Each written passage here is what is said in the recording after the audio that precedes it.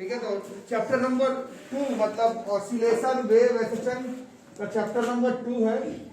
Wave motion का lecture number 1 है। ठीक है, एसेशन में 6 लेक्चर, वेव मोशन का लेक्चर नंबर 1। तो सबसे पहले वेव का डेफिनेशन पहली बार हम लोग क्लास 9 साउंड चैप्टर में पढ़े थे। अगर याद है तो बताओ क्या होता था। वेव क्या है? Wave is a form of vibratory disturbance है। अच्छा, इसमें दिमाग में तो इस चैप्टर के बाद क्यों पढ़ा जा रहा है? क्योंकि वो जो डिस्टरबेंस है वगैरह डिस्टरबेंस नहीं है, वो डिस्टरबेंस जो है वो वाइब्रेटरी होता है, पीरियोडिक होता है और सिलेबस के हिसाब से सिंपल हार्मोनिक भी होता है। इस वजह से एसएचएम के साथ ही पढ़ना रहता है। बाकी चलो वो सब आगे देखते हैं। डेफिनेशन क्या कहता है? वेव जो है वो एक वाइब्रेटरी डिस्टरबेंस है जो कि ट्रैवल करता है। वो जो वाइब्रेटरी डिस्टरबेंस है वो ट्रैवल करता है किस में? किसी मीडियम में। कहां से कहां? एक जगह से दूसरे जगह तक। बट जो पार्टिकल्स है मीडियम के, वही अपने जगह पर क्या करता है? वाइब्रेट। और उस पार्टिकल के वाइब्रेशन के वजह से एनर्जी जो है वो वाइब्रेटरी डिस्टरबेंस के फॉर्म में एक जगह से दूसरे जगह पर पहुंचता है।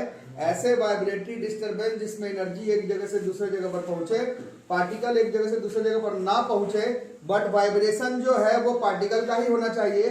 वाइब्रेशन 9th क्लास में बोलते थे, अब 11th क्लास में वाइब्रेशन तो हो बट मीन पोजीशन से हो, पीरियोडिक हो, ऑसिलेटरी हो और मोस्ट प्रोबेबली सिंपल हार्मोनिक भी हो। तभी उसके बारे में पढ़ेंगे, नहीं तो फिर वो तुम कैलकुलेट ही नहीं कर पाओगे। फिर कैसा भी आ रहा वाइब्रेटरी ऑसिलेटरी तुम कैलकुलेट क्या करोगे? बाकी डेफिनेशन क्या कह रहा है? It is a form of disturbance, vibratory disturbance भी लिख सकते हो, इन विच it is a form of vibratory disturbance which travels through a material medium due to the, कैसे ट्रांसफर हो जा रहा है? due to the repeated periodic motion of the particles of the medium about their mean position। और वो जो disturbance है energy के फॉर्म में is handed over from one particle to another particle of the medium without the actual movement of the particles of the medium. ठीक है, तो wave वैसे कई तरह के होते हैं, बट अगर ऊपर ऊपर से तोड़ा जाए तो वेव जो है वो 3 तरह का होता है। अच्छा, इसमें एक चीज नोट बना करके जो कि हम लोग क्लास 9th में नहीं पढ़े और अब 11th में धीरे धीरे पढ़ेंगे। वेव मोशन में क्या ट्रांसफर हो गया? एनर्जी ट्रांसफर हो गया एक जगह से दूसरे जगह। ठीक है, लेकिन वाइब्रेशन किसका किसका हो रहा है? वो जो पार्टिकल। अब तो ध्यान से सुनना, इसी पर ये चैप्टर बेस्ड है। जो वेव ट्रांसफर हो रहा है उसका स्पीड और जो वाइब्रेटरी मोशन कर रहा है पार्टिकल, उसका स्पीड में अंतर होगा। ये चीज हम लोग 9th में नहीं सीखे हैं। 9th क्लास में आप लोग जो सीखे हैं वो वेलोसिटी ऑफ वेव पढ़ करके आए होंगे। 9th में साउंड चैप्टर में था वेलोसिटी बराबर लैम्डा इनटू एफ, फ्रीक्वेंसी आता था 9th में था। अब 11th वालों के आर्मी स्कूल में प्रूफिंग में पूछा भी है, वही प्रूफिंग। बच्चे लोग रोते रह गए कि ऐसे हम पढ़ के नहीं करते, लेकिन क्वेश्चन ऐसा आया था कि 9th क्लास के कॉन्सेप्ट से भी लिख ही दिया जाता। जैसे व्हाट इज वेव मोशन, इसका डेफिनेशन आया था। तो ठीक है, बट बोलने का मतलब यह है कि वेव जब ट्रांसफर करेगा एक जगह से दूसरी जगह पर तो वेव का स्पीड अलग होगा।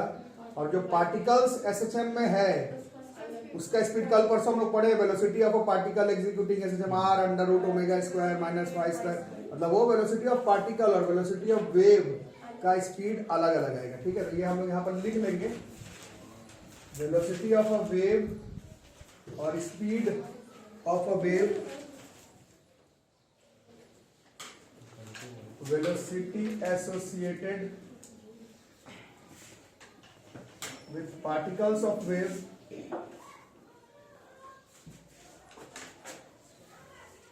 इसको पार्टिकल वेलोसिटी कहेंगे।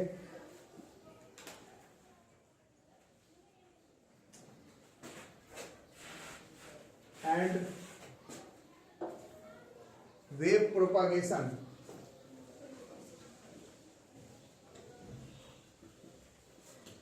वेव प्रोपागेशन इसको हम लोग वेव का वेलोसिटी कहेंगे।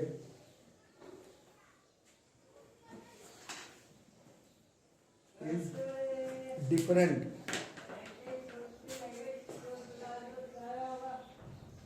और इस चैप्टर में यही देखेंगे कितना होगा, क्या होगा, नहीं होगा। ठीक है, बाकी अब जल्दी जल्दी बताओ। वेव्स जो है वो ऐसे तो कई तरह का होता है, बट अगर ऊपर ऊपर से अगर बात करें तो वेव्स कितने तरह का होता है? ठीक है, ट्रांसवर्स लॉन्गिट्यूडिनल नहीं है, वो तो फिर आगे बढ़ गए। वैसे तो बहुत सारे टाइप्स का होता है, बट एकदम एलिमेंट्री लेवल पर देखें या कभी भी पूछा जाएगा तो वेव्स जो है वो इलेक्ट्रोमैग्नेटिक वेव्स होते हैं। एक आप लोग बता रहे, एक है मैकेनिकल वेव्स,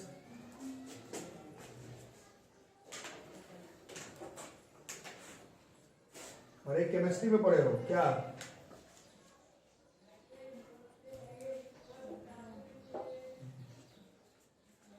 एटॉमिक स्ट्रक्चर में पढ़े हो, डी ब्रोगली वेव्स, इसको डी ब्रोगली वैसे इसको डी ब्रॉय बोला जाता है।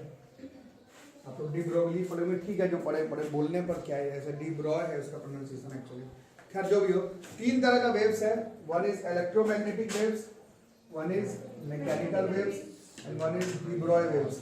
इलेक्ट्रोमैग्नेटिक वेव्स में बहुत ज्यादा पेंच इन्वॉल्व है, बहुत ज्यादा लफड़ा है, इसलिए ईएम वेव हमें मालूम है कि हम लोग 9th में 10th में पढ़े, 11th 12th में पढ़े, बट ऑफिशियली ये इतना बड़ा टॉपिक है कि ये डिस्कस नहीं किया जा सकता 9th 10th 11th 12th में। 12th में ये पूरा एक चैप्टर है ईएम वेव्स, और उसमें भी सिर्फ ऊपर से निकाला गया, क्योंकि ईएम वेव्स हम लोग 9th 10th 11th 12th का जो स्कोप है किताब का उससे बहुत ऊंची बातें हैं, लेकिन डेफिनेशन अभी उसके बारे में बाद में बात करेंगे। EM waves are those waves which do not require material medium for its propagation, do not require material medium for its propagation। पढ़े थे ना 9th क्लास में, मटेरियल मीडियम का जरूरत नहीं है प्रोपागेशन के लिए। इसका एग्जांपल है लाइट,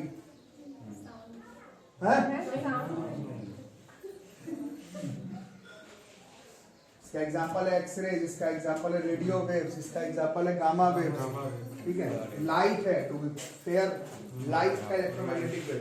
इसी से पता चल रहा है कि इसमें पेच है, ये यहीं से पता चल रहा है कि इसमें लफड़ा है, क्योंकि लाइट तो फिर अलग चैप्टर में जाता है, ऑप्टिक्स में जाता है, 10th में थोड़ा पढ़े हो 12th में, लेकिन ये वेव में भी है और इसमें बहुत पेच है। इसको इस चैप्टर में कोई लेना देना, इस चैप्टर में हमें इलेक्ट्रोमैग्नेटिक वेव से नहीं है। जहां लेना देना होगा वहां पर भी ये बहुत पेचीदा चैप्टर माना जाता है। मैकेनिकल वेव से हमें लेना देना है, it requires material medium for its propagation.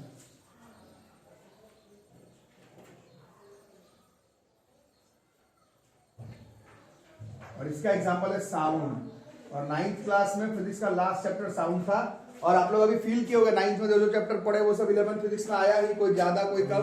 Sound दिख नहीं रहा था, बाकी सब दिखा, work energy, power, gravitation, force, motion, Archimedes principal, buoyancy, pressure, सब दिख गया। यही नहीं दिख रहा था, इस चैप्टर में दिखेगा, ठीक है।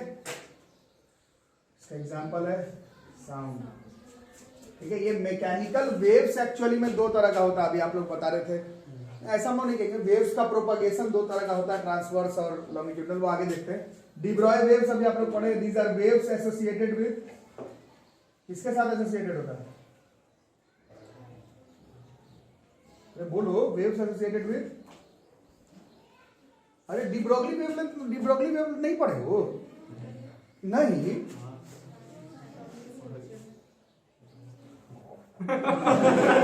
पानी पानी जहां मारते जहां पढ़ जाए, बताओ किसको कहते हैं डी ब्रॉय वेव, नहीं पढ़े, क्या बोल रहा है, एटॉमिक स्ट्रक्चर कभी बार पढ़े क्या डी ब्रोगली वेव में छोड़ करके, बट इलेक्ट्रॉन का मतलब waves associated with moving particles, waves associated with moving matter.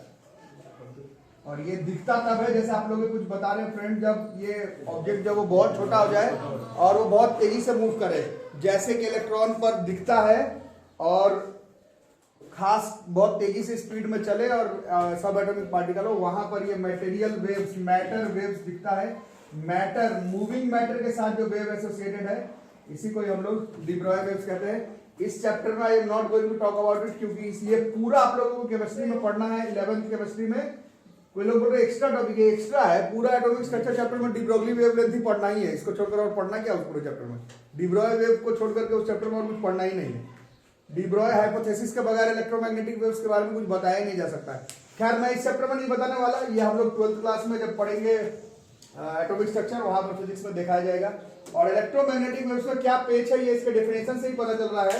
ऊपर क्या डेफिनेशन लिखे हो वेव का, ऊपर लिखा हुआ है कि जो एनर्जी है वो ट्रांसफर होता है किसके थ्रू, और यहाँ पर लिखा जा रहा है इलेक्ट्रोमैग्नेटिक वेव ऐसे वेव को कहते हैं जिसको मटेरियल मीडियम का जरूरत ही नहीं पड़े। इस वजह से इसमें पेज बहुत ज्यादा है। डेफिनेशन बहुत आसान लगता है लिखने में, क्या है तो बहुत आसान है, इसमें जरूरत नहीं है मटेरियल वेव का, इसमें है तो हो गया, बट पेज तो तुम समझे ही नहीं, मटेरियल का जरूरत नहीं है मीडियम का, ऊपर डेफिनेशन में लिखो जरूरत है, यहीं पर तो जाकर के पूरा गेम पलट जाता है। कुछ लोग कैसी बातें कर रहे हो, बट पूरा केमिस्ट्री में आप लोग पढ़ कर रहा है। सबसे दिक्कत लाइट को लेकर के रहे, लाइट 10th में 8th में भी पढ़े हैं, लाइट को लेकर के ही पेच है, लाइट को वेव माने या पार्टिकल, वहीं पर तो गड़बड़ हो जाता है। ये दोनों को लेकर के ही तो प्रॉब्लम है, उस पर पूरा साइंस आपका बेस्ड है, मतलब एक कोई चैप्टर एक फॉर्मूला नहीं, पूरा एक कॉन्सेप्ट इन्वॉल्व है। लाइट का dual nature of matter and radiation, खैर जब आएगा तब बात करेंगे। अभी फिलहाल इस चैप्टर के हिसाब से बात करें तो इलेक्ट्रोमैग्नेटिक वेव्स और डी ब्रॉय वेव्स इस चैप्टर का पोर्शन नहीं है, हमें इस वेव्स के बारे में इस चैप्टर में पढ़ना है। मैकेनिकल वेव के बारे में ये जो चैप्टर में फिजिक्स में पढ़ा रहा हूँ उसमें अभी फिलहाल इसके बारे में हम लोग पढ़ रहे हैं, ठीक है। तो पार्टिकल वेलोसिटी जो है वो एक फंक्शन ऑफ टाइम होगा, इसको लिख लेना, और जो वेव का वेलोसिटी होता है वो कांस्टेंट होता है। समझ वाली बात, ये अलग से मैं इसलिए भी लिखवा दिया क्योंकि अभी तो इस चैप्टर में आएगा ही। बाकी अभी जिनका स्कूल एग्जामिनेशन है, क्वेश्चन पूछा जाता है, पहले वेव मोशन का डेफिनेशन लिखो और फिर कैरेक्टरिस्टिक्स ऑफ वेव मोशन लिखने के लिए आएगा स्कूल एग्जाम। और कैरेक्टरिस्टिक में इसी चीज को तोड़ तोड़ के लिखेंगे तो 7-8 चीज निकल जाएगा, वो मैंने लिखवा रहा। इनका स्कूल एग्जाम में लिखना, कैरेक्टरिस्टिक में लिखना वाइब्रेटरी डिस्टर्बेंस है, इसमें एनर्जी जाता है, पार्टिकल नहीं जाता है, पार्टिकल वाइब्रेट करता है, about it's mean position, particle का वेलोसिटी और वेव वेलोसिटी अलग अलग होता है, particle velocity function of time होता है, वेव वेलोसिटी जो वो कांस्टेंट होता है, वेव 3 तरह का होता है, ये पूछा जाएगा, कंफर्म पूछा जाएगा इस चैप्टर में स्कूल एग्जामिनेशन जिन लोग का है। वेव फिर उसका कैरेक्टरिस्टिक्स, तो इसी सब चीज को तोड़ तोड़ के लिखना। अब मैं फिर से इसी चीज को कैरेक्टरिस्टिक्स ऑफ वेव में एक पेज लिखा के टाइम बर्बाद करने वाला नहीं हूँ, इसी में से आ जाएगा, ठीक है। जैसे बर्नौलीज थ्योरम का जो लोग क्लास किए थे, बर्नौलीज थ्योरम में ही लिखा हुआ था कि एजम्पशन उसमें क्या क्या है, अलग से थोड़ी आदमी लिखते रहेगा एजम्पशन क्या क्या है, ये समझ गया ना। एग्जाम में, स्कूल एग्जाम में what is wave and characteristics of wave motion पूछा जाएगा, तो इसी में से पॉइंट निकाल करके लिखिएगा, हम लोग आगे चलेंगे अब चैप्टर में, ठीक है। तो वेव 3 तरह का आप लोग बताए, कौन कौन से, इलेक्ट्रोमैग्नेटिक वेव्स, मैकेनिकल वेव्स और डी ब्रॉय वेव्स। और क्लास 9 में वेव का मोशन के ही अगर लेकर के पीछे पड़ जाए, अगर वेव का मोशन के ही पीछे पड़ जाए तो ये 2 तरह का है, 9th में आप लोग पढ़े थे। एक है आपका ट्रांसवर्स वेव मोशन और एक है हमारा लॉन्गिट्यूडिनल वेव मोशन। एक है ट्रांसवर्स, एक है लॉन्गिट्यूडिनल वेव मोशन। डेफिनेशन लिखवाना पड़ेगा कि समझ याद है सबको क्या होता था ट्रांसवर्स, पहले एग्जांपल लिखने से क्लियर रहता है। ट्रांसवर्स वेव मोशन का एग्जांपल है लाइट, जो कि हमें दिखता नहीं है, लाइट का वेव मोशन तो दिखता ही नहीं। तो दूसरे अगर एग्जांपल बताओगे तो ये आपको समझाया गया था कि एक तरफ स्ट्रिंग को लो, एक तरफ फिक्स करके रखो, और इसमें झटका अगर इस तरह से दोगे तो प्रोपागेशन किस तरह से होगा, प्रोपागेशन ऑफ वेव मोशन इस तरह का हो, इसको हम लोग ट्रांसवर्स वेव मोशन कहते हैं, ठीक है। ये अगर झटका से अगर नहीं, अगर समझ में तो खैर आना ही चाहिए। बाकी पानी में समझाया जाता है, पानी है, पानी में कॉर्क रखो और पानी में वाइब्रेशन प्रोड्यूस करो, तो कॉर्क किस तरह से वाइब्रेट करेगा अपने जगह पर। अपने जगह पर अगर पार्टिकल को, कॉर्क को देखोगे तो अप एंड डाउन, और वेव मोशन जो है वो इस तरह का, this is transverse wave motion, ठीक है। लाइट एग्जांपल है सबसे बड़ा, बट लाइट तो दिखता नहीं, दिक्कत तो इसी का बात है। बाकी इस this type of wave motion is transverse wave motion. Definition क्या होता था, डेफिनेशन क्या होता था, याद है कि लिखवाना पड़ेगा। डेफिनेशन क्या होता था, transverse wave motion are those type of wave motion in which particles of the medium vibrates up and down in the direction of propagation of wave। particles का मूवमेंट जो है अपने डायरेक्शन पर अप एंड डाउन, ये particle का movement है अपने जगह पर up and down, up and down, up and down. But wave का प्रोपागेशन कैसा होगा, वेव का प्रोपागेशन जो है, जो साइनोसॉइडल कर्व, साइन का कर्व या फिर कॉस का कर्व को फॉलो करे, है ना, जो अभी आप लोग बनाए थे इस तरह का। ये जो वेव मोशन है, ये एक्स एक्सिस वाई एक्सिस बनाने का जरूरत नहीं है, इस तरह का wave motion, this is our transverse wave motion. Definition लिखवाना पड़ेगा कि हो जाएगा, लिखवा दूं क्या, हो जाएगा। Type of wave motion in which particles of the medium vibrates up and down in the perpendicularly up and down in the direction of propagation of wave. Wave का मोशन ऐसा है, पार्टिकल का मोशन ऐसा नहीं है। Particle का motion अपने जगह पर up and down up and. अभी आपको डेफिनेशन में लिखवाया गया, वेव का डेफिनेशन क्या है, वेव तो जा रहा है आगे, पार्टिकल नहीं जा रहा है आगे, पार्टिकल को सिर्फ वाइब्रेट करना है। अगर अपने जगह पर up and down up and down up and down up and down up and down करके वाइब्रेशन करेगा, वेव इस शेप में आगे जाएगा, पार्टिकल अपने जगह पर up and down up and down up and down करेगा। Example of transverse wave motion. Science का बहुत बड़ा फैक्ट है कि light is an example of transverse wave, जो कि हमें सिर्फ एनालिटिकली पता है, दिखता नहीं। ठीक है, तो ट्रांसवर्स वेव मोशन देखने के लिए ऐसे स्प्रिंग में ऐसे झटक दो, इस तरह से झटका लगेगा, that is our example of transverse wave motion. Definition नहीं लिख पा रहा हूं, आप लोग बोल रहे लिख लेंगे। स्कूल एग्जाम में 9th क्लास में तो आता ही था ट्रांसवर्स वेव, अभी 11th में भी पूछा जाएगा। इस वेव मोशन चैप्टर में यही सब है। वेव एसएचएम में तो बहुत नया नया चीज सीख लिए, वेव मोशन में यही सब लिखने के लिए आएगा। वेव क्या होता है, टाइप्स ऑफ वेव लिखो, ट्रांसवर्स लॉन्गिट्यूडिनल क्या है, डायग्राम बनाओ। इसमें ऊपर वाले पोजीशन को कहते थे हम लोग क्रेस्ट, और नीचे वाले को ट्रफ, ऊपर वाले को क्रेस्ट, नीचे वाले को ट्रफ, सब आता है अभी भी स्कूल एग्जाम में लिखने के लिए। मतलब अभी भी वो अभी भी का बात ही नहीं है। जो सेकंड चैप्टर है वेव मोशन एसएचएम में, उसमें यही सब पढ़ना है। तो ऐसा नहीं कि अभी भी वो अभी भी आ सकता है टेस्ट में, अभी इस एग्जाम में। क्लियर हो गई? डेफिनेशन नहीं लिखवाना चलेगा। लॉन्गिट्यूडिनल वेव मोशन किसको कहते थे?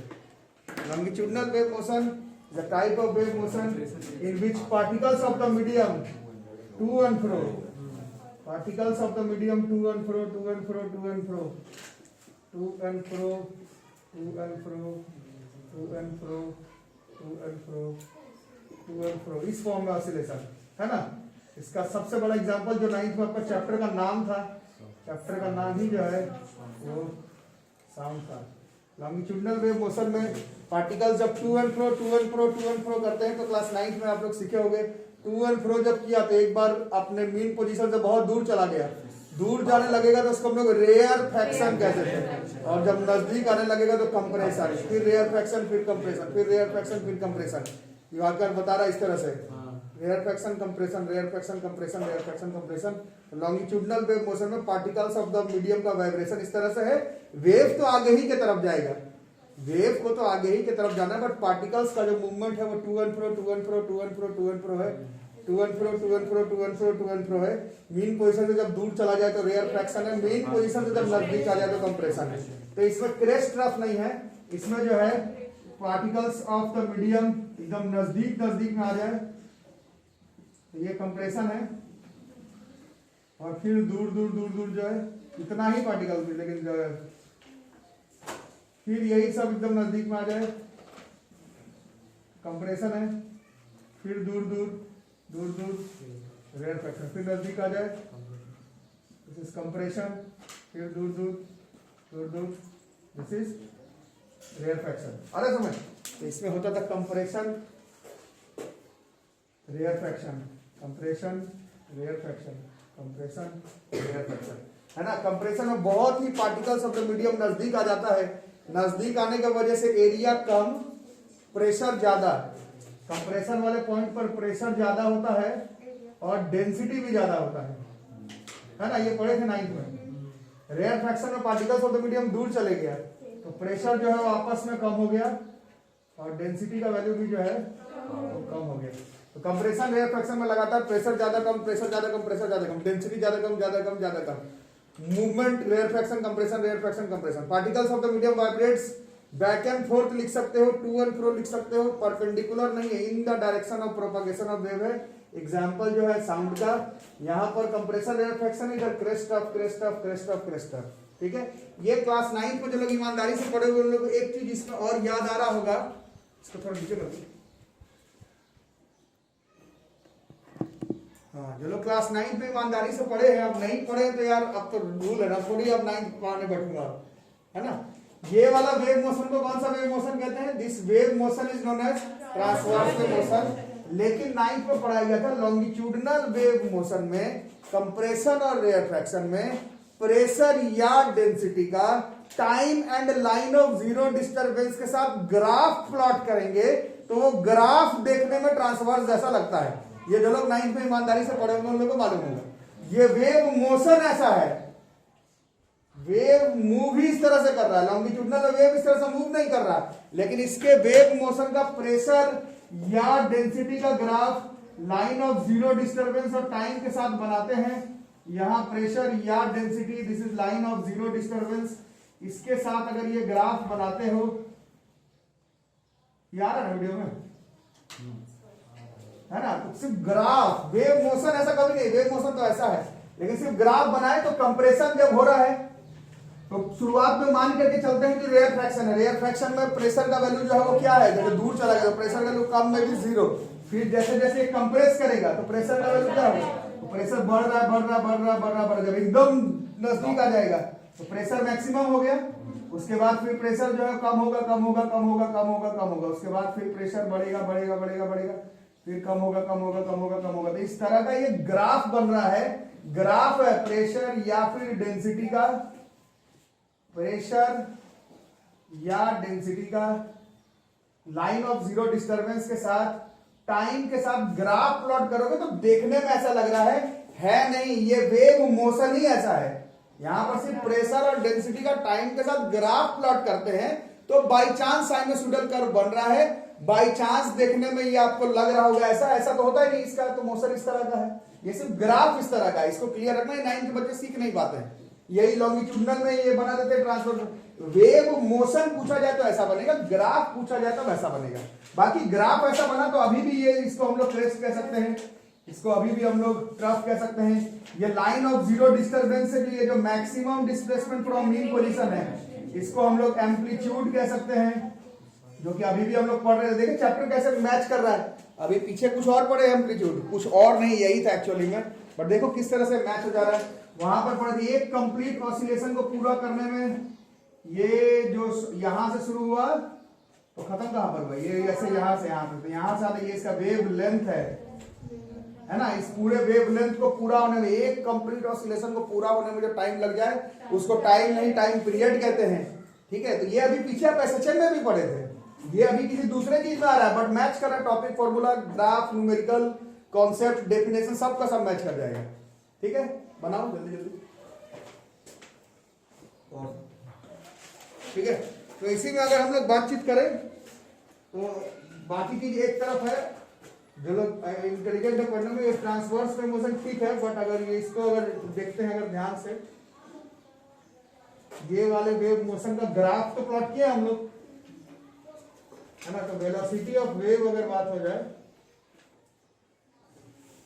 वेव का वेलोसिटी, इसका प्रूफिंग 9th में भी था और इंपॉर्टेंट प्रूफिंग था, वेलोसिटी ऑफ वेव। तो वेलोसिटी बराबर डिस्प्लेसमेंट इनटू टाइम होता है, तो इसमें डिस्प्लेसमेंट का मतलब क्या होता है, डिस्प्लेसमेंट मतलब एक कंप्लीट रिवॉल्यूशन ऑसिलेशन को पूरा होने में शॉर्टेस्ट डिस्टेंस, इसी को तो डिस्प्लेसमेंट कहते हैं। वेलोसिटी बराबर लैम्डा, मतलब वेलोसिटी बराबर displacement by capital T for one complete oscillation. ध्यान से देख लो, ये सब 9th में बहुत डिटेल्स में लिखाया गया है, बट 11th में अगर उतना डिटेल्स में लिखोगे तो बाकी चीज कब लिखोगे, लैपलेस का करेक्शन कब पढ़ोगे, न्यूटन का formula for speed of sound कब पढ़ोगे, अगर यही सब बैठ के 50 लाइन में लिखते रहोगे तो ये शॉर्टकट में चलेगा।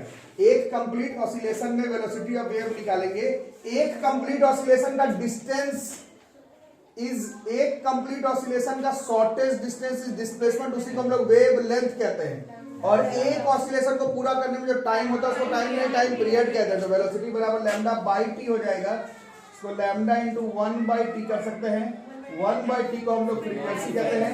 कैसा भी वेव हो, किसी भी तरह का वेव हो, उसमें लैम्डा इंटू एफ फॉर्मूला जरूर काम करेगा। कैसा भी वेव मतलब 9th क्लास में साउंड के फॉर्मूला में काम किया, 11th में भी जहां जहां पर वेव आएगा वहां काम करेगा, जहां जहां पर लाइट को हम लोग वेव कंसीडर करेंगे वहां वहां पर भी काम करेगा वेलोसिटी बराबर लैम्डा इंटू एफ। बाकी जब जब आएगा तब देखेंगे अभी वेलोसिटी ऑफ वेव में वेलोसिटी बराबर लैम्डा इंटू एफ लिख करके रखेंगे, जल्दी से लिखो। तो वेलोसिटी ऑफ वेव का फॉर्मूला देख लिए, this is lambda into F.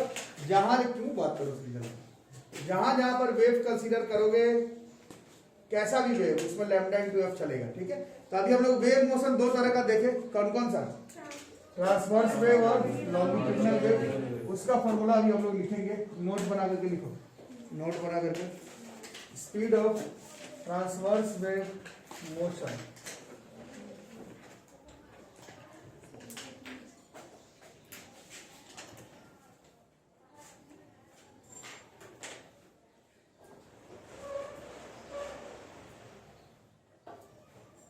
Speed of transverse wave motion. इसमें दो फॉर्मूला है, पहला दूसरा। ये हम लोग ऐसा मैथमेटिकली प्रूफ नहीं कर पाएंगे। कल परसों कुछ बच्चे पूछ रहे थे पहले चैप्टर का टॉपिक का, पहले चैप्टर का डायमेंशनल एनालिसिस का यूज क्या है।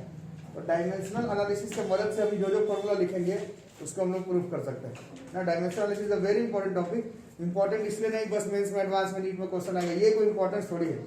बहुत जगह पर जहां हमें लगे कि ये एटॉमिक लेवल पर है, जिसका प्रूफिंग हमारे समझ के बाहर का है, वहां पर हम लोग डायमेंशनली टॉपिक्स को वेरीफाई कर लेते हैं। वो आपका काम रहेगा, वो आप करते रहेंगे। इसमें पहला नंबर पर है, प्रूफिंग नहीं किया हो किताब में, फॉर्मूला ही पढ़ना है। सॉलिड में, सॉलिड के केस में ट्रांसवर्स वेव मोशन का v, this is our under root modulus of rigidity, पढ़े थे बहुत दिन पहले, बल्क प्रॉपर्टीज ऑफ मैटर में, by density, modulus of rigidity है ना, ईटा, मॉड्यूलस ऑफ रिजिडिटी है, और ये तो हमें मालूम ही है, ये है डेंसिटी, ठीक है।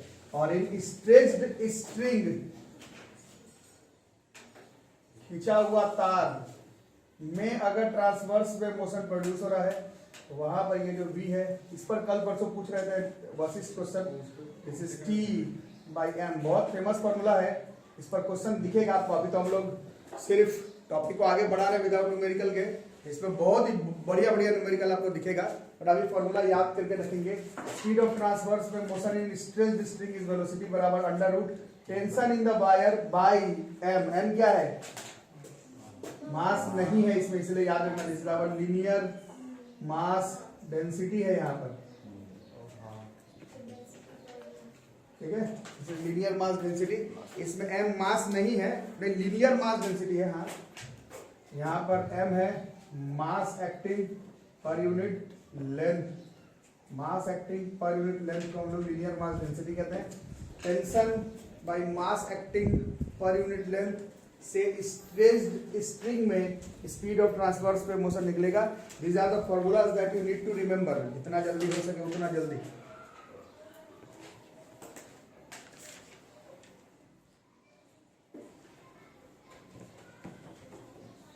ठीक है, याद हो गया?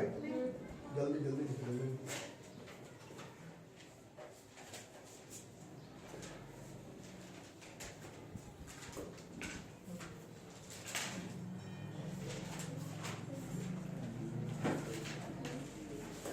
इतना पढ़ते पढ़ते तुम लोग वो हो जाते हो, काफी क्या बोलते हो, मतलब थक जाता होता, दिमाग थक गया इस तरह से।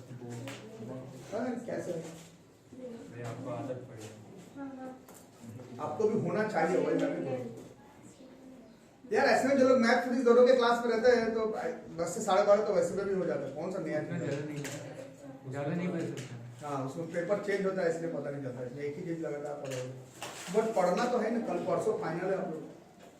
क्या यहाँ तक लिख लिए क्या? इसी में नोट में speed of longitudinal wave motion,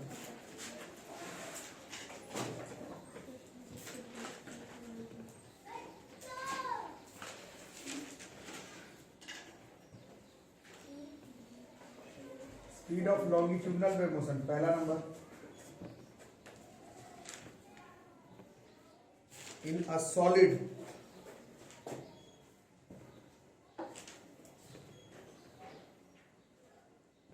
under, सारा फॉर्मूला याद होना चाहिए, k plus 4/3 eta by row.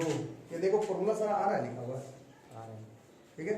k जो है बस इसमें सॉलिड का बात हो रहा है, दिस इज बल्क मॉड्यूलस। ईटा ऊपर लिखा हुआ उसका कोएफिशिएंट ऑफ विस्कोसिटी है, रो जो है वो उसका डेंसिटी है, ठीक है। और in case of liquid fluid, this is like under root k by rho, ठीक है। ये जो है वो हम लोग समझ ही रहे, this is our bulk modulus, rho जो है वो डेंसिटी है लिक्विड गैस का, ठीक है। फटाफट लिखो।